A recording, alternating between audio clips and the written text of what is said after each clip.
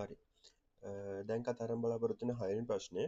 හයවෙනි ප්‍රශ්නේ ඔයාලට මේ වගේ දීලා තිනවා. දැන් ඔයාලා මේකෙදි කරන්න ඕනේ බර්ත්ඩේ කාඩ් එකක් හදන එක. හරි. ඔයාලා මේ ටික කියව ගන්න. මම බර්ත්ඩේ කාඩ් එක හදන විදිහ විතරක් කියා දෙනවා. ඔයාලා මේ ටික කියවලා ඒ විදිහට කරන්න. අපිට බර්ත්ඩේ කාඩ් එකේ PDF එකක් අපේ ෂෙයාර්ඩ් ෆෝල්ඩර් එක ඇතුළේ දීලා තිනවා. මෙන්න මේ ආකාරයේ බර්ත්ඩේ කාඩ් එකක් හදන එක තමයි ඔයාලා කරන්න ඕනේ. හරි අපි බලමු කොහොමද කරන්න කියලා. මම Photoshop ඕපන් කරගන්නවා. Photoshop ඕපන් කරගෙන දැන් අපිට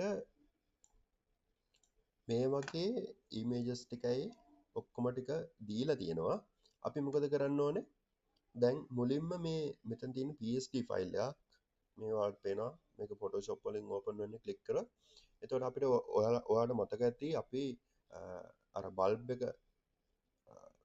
පී සප්ලයි එක හදද්දී.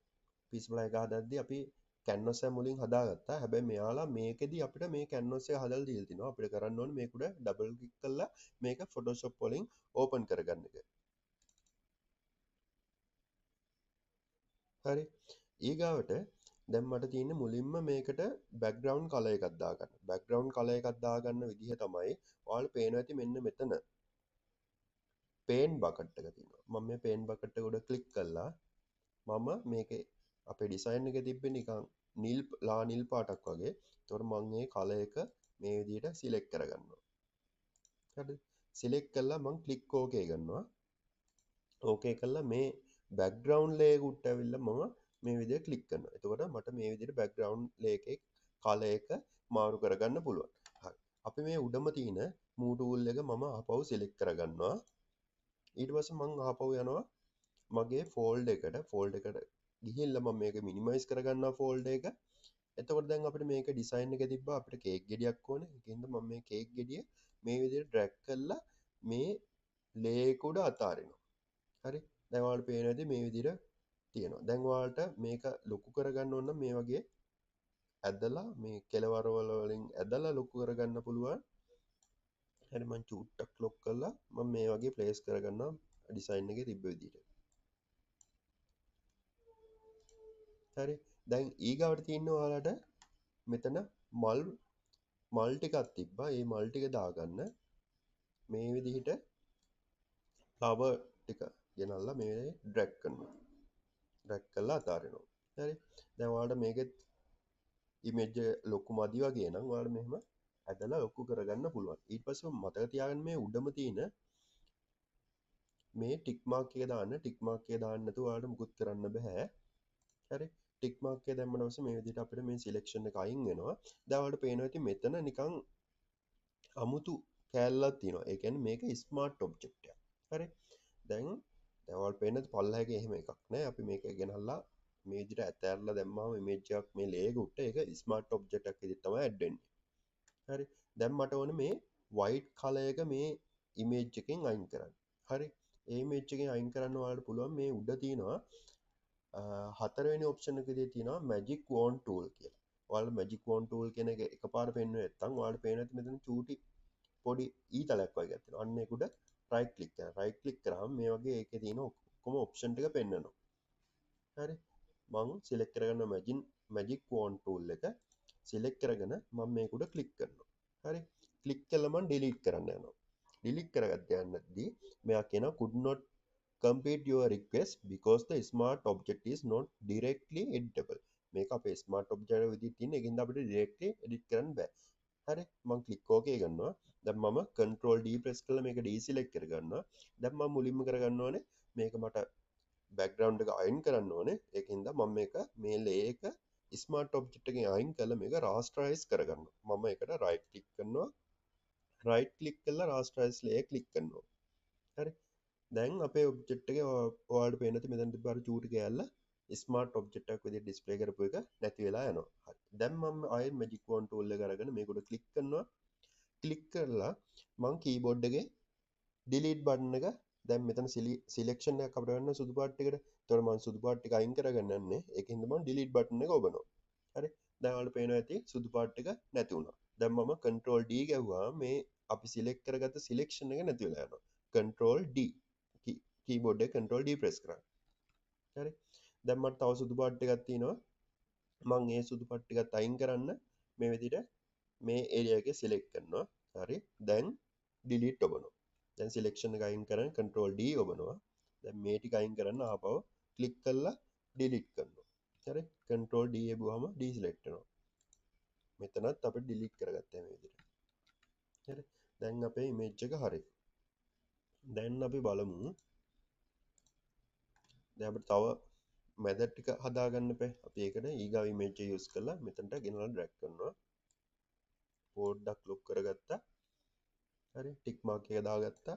දැන් අපිට මේ වටේ තියෙන බෑග්ග්‍රවුන්ඩ් එක අයින් කරන්න ඕනේ. මම ගෝ බෑග්ග්‍රවුන්ඩ් එක අයින් කරන්න ඕන මුලින්ම කරන්න ඕනේ. මේක රාස්ටරයිස් කරගන්න ඕනේ. රයිට් ක්ලික් කරා රාස්ටරයිස් ලේයර්. හරි මේක උඩ ක්ලික් කරනවා. හරි. දැන් ඩිලීට් වෙනවා. දැන් control D. හරි. දැන් ඔයාලට ආපහු මේක මූව් කරගන්න ඕන මේ විදිහට එහාට මෙහාට මූව් ටූල් එක අරගෙන මූව් කරගන්න පුළුවන්. හරි මම මේ ඩිසයින් එක ගන්නකොට හිතන්නේ මම මේ ඔයාලට ගාන ගියා දෙන්න විතරයි කරන්නේ.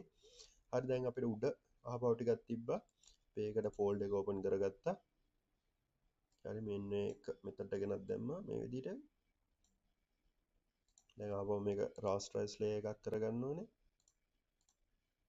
එතන මැජික් වොන් ටූල් එක ගෙනල්ලා මෙතනින් ක්ලික් කරනවා ඩිලීට් කරනවා control D ගන්නවා.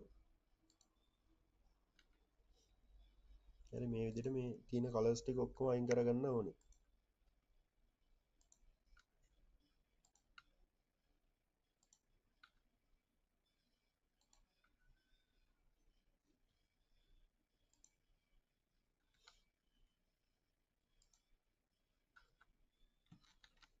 හරි දැන් ඔයාලට කරන් තියෙන්නේ මේකට අපි ටෙක්ස්ට් එකක් දාන්න ඕනේ. මම මෙතන නිකන් happy birthday කියලා විතර ටෙක්ස්ට් එක දාන්නම්.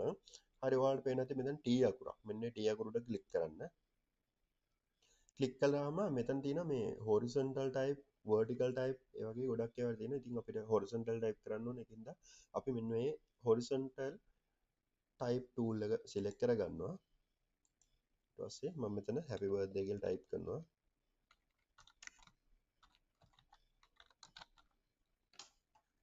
happy birthday කියලා type කරලා මම මෙතන ක්ලික් කරනවා. හරි. ඒතර move tool එක අරගෙන මට ආපහු මේක එහාට මෙහාට කරන්න පුළුවන්.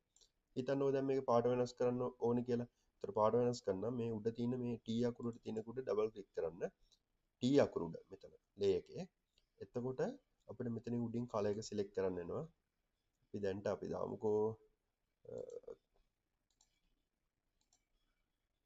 නිකම් මෙන්න ඔය වගේ කලර් එකක් අපි සිලෙක්ට් කරගමුකෝ. හරි මම මේ කලර් ගැන වැඩි හිතන්නේ නැහැ. මම ඔයාලට පෙන්නන්න විතරයි. හරි ක්ලික් ඕකේ කරා. එතකොට උඩින් වෙනවා ඔයාලට ෆොන්ට් සයිස් එක වෙනස් කරන්න පුළුවන් මේ විදිහට. හරි. එතකොට සයිස් එක වෙනස් කරන්න පුළුවන් මෙතනින්.